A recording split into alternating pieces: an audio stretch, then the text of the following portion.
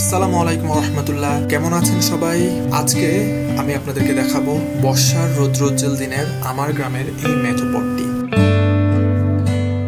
সেই সাথে দেখাবো গ্রামের দুরন্ত দুষ্ট ছেলেদের ইনোভেটিভ অবকাশ কেন্দ্র, আর অবকাশ কেন্দ্র থেকে তাদের সাথে আড্ডা, তাদের মুখ থেকে ছড়া কবিতা ও শুনবো।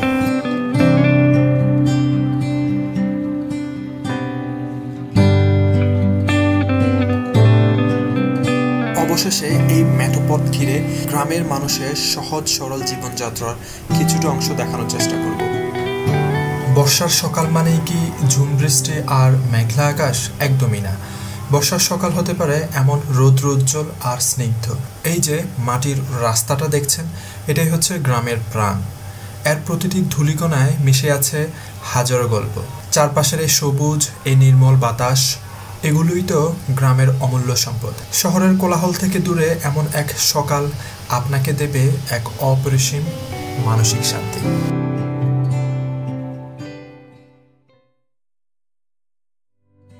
ঈদের পরে আমি এক সাপ্তাহিক ছুটিতে বাড়িতে গিয়েছিলাম, আর বাড়িতে এসে হাঁটতে এসেই দেখি এত সুন্দর একটা পরিবেশ। তো আমার দেখেই মনে হলো যে একটা ব্লগ করে ফেলি, আপনাদেরকে দেখাই এই সুন্দর পরিবেশটা, যাতে করে আপনারাও এই স্মৃতির অংশ হয়ে যেতে পারেন, আপনারাও এই সৌন্দর্যটা উপভোগ করতে পারেন। বর্ষার পরে এটা হচ্ছে গিয়ে এই যে চারদিক ঝুমঝুম বৃষ্টি হয়, এই ঝুম বৃষ্টিতেই এখানে হচ্ছে চারদিকে থই থই পানি। আর এই যে এদিকে সামনে হচ্ছে গিয়ে গ্রামের দুষ্ট দুরন্ত ছেলেদের ইনোভেশন। তারা হচ্ছে সিঁড়ি করে উপরে একটা বসার জায়গা করেছে, আপনি চাইলে শুয়েও থাকতে পারবেন। এই যে পরে দেখা যাচ্ছে দুইজন দুষ্ট বালক, তারা আপন মনে বাতাস খাচ্ছে আর স্কুল পালিয়ে বসে বসে খুব আরামে আছে আর কি বলা যায়। আর ওই যে এক ভাই আসতেছে মোটরসাইকেলে করে, দেখি উনি কি নিয়ে আসে। ভাইটি সম্ভবত ঘাস নিয়ে আসছে, বস্তায় করে ঘাস নিয়ে যাচ্ছে। এখন জামানা পাল্টাইছে, যে মানুষ এখন মোটরসাইকেলে করে ঘাস নিয়ে যায়। আগে সাইকেলে করে নিয়ে যেত বা কেউ ঠেলা গাড়িতে করে নিয়ে যেত, কিন্তু এখন যেহেতু যুগ পাল্টাইছে, এখন মোটরসাইকেলে করে নিয়ে যায়।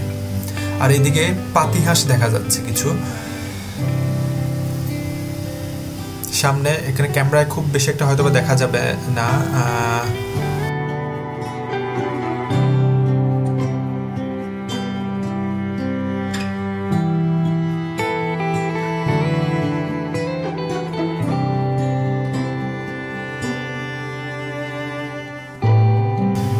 এই পরিবেশটা খুব উপভোগ করছি। জানি না আপনারা এখানে অতটা বুঝতে পারছেন কিনা। এই যে এগুলো হচ্ছে পাতি হাঁস, মানে হচ্ছে দেশি হাঁস আর কি। আর এখানে একটা মহিষও আছে।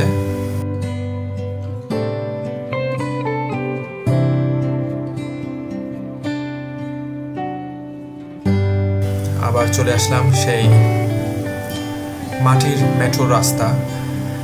এই মেট্রো রাস্তাটা আপনাদেরকে দেখানোর আরেকটা কারণ হচ্ছে, আমরা এখন কোনো এরকম মাটির রাস্তা দেখি না বলতে গেলে। হ্যাঁ, গ্রামগুলোও এখন সব পাকা রাস্তা হয়ে গেছে।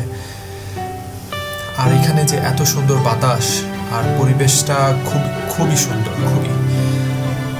আকাশ মেঘলা মেঘলা, বাতাস, সাথে রৌদ্রোজ্জ্বল দিন, সব মিলিয়ে এক অসাধারণ পরিবেশ।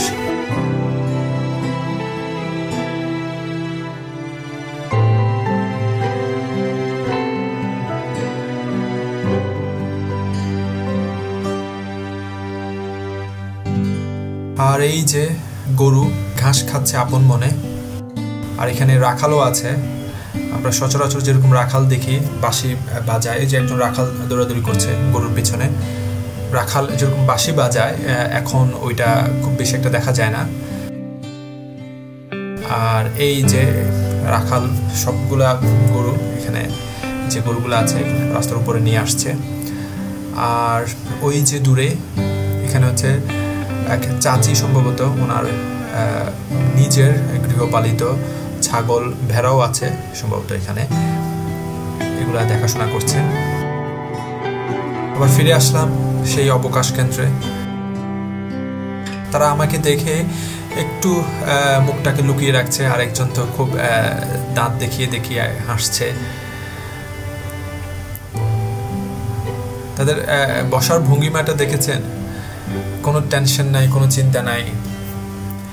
স্কুল কলেজ বাদ দিয়ে, মানে স্কুল বাদ দিয়ে, কলেজ তো না, স্কুল বাদ দিয়ে এখানে আপন মনে ঘোরাঘুরি করছে। আর আমি কিন্তু করে উপরে চলে আসছি। উপর থেকে ভিউটা হচ্ছে এরকম, খুব সুন্দর একটা ভিউ। নিচ থেকে তো বোঝা যায় না, চারদিকে শুধু পানি আর পানি আর সবুজ।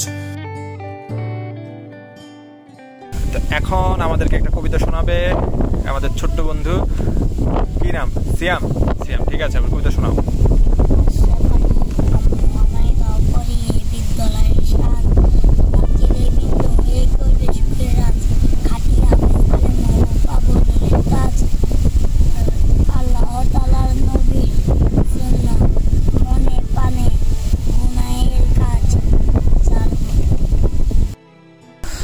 তো ছোট্ট বন্ধুর জন্য অসংখ্য ধন্যবাদ। সে আমাদেরকে একটা কবিতা শোনালো, তাও আবার এরকম খোলামেলা জায়গায়, দ্বিতল একটা পরিবেশে, চারদিকে বাতাস, বেশ ভালোই লাগছে। সো ধন্যবাদ তোমাকে। আর কবিতা আছে? আমাদেরকে আর কোনো কবিতা টবিতা শোনাবা? আর কি আছে? কেবারে ঠিক আছে, ঠিক আছে, ঠিক আছে, পারো পারো। তোমার নাম কি বলো? মোহাম্মদ ফয়সাল। ঠিক আছে, ফয়সাল আমাদের জন্য কি পরিবেশন করবে? আমাদেরকে একটু কিছু একটা পড়ে শোনাও। বলো ফয়সাল, বলো ফয়সাল, বলো যে আমার নাম ফয়সাল। সিয়াম আরেকটা কবিতা পারে, এখন সিয়াম আমাদেরকে আরেকটা কবিতা পড়ে শোনাবে।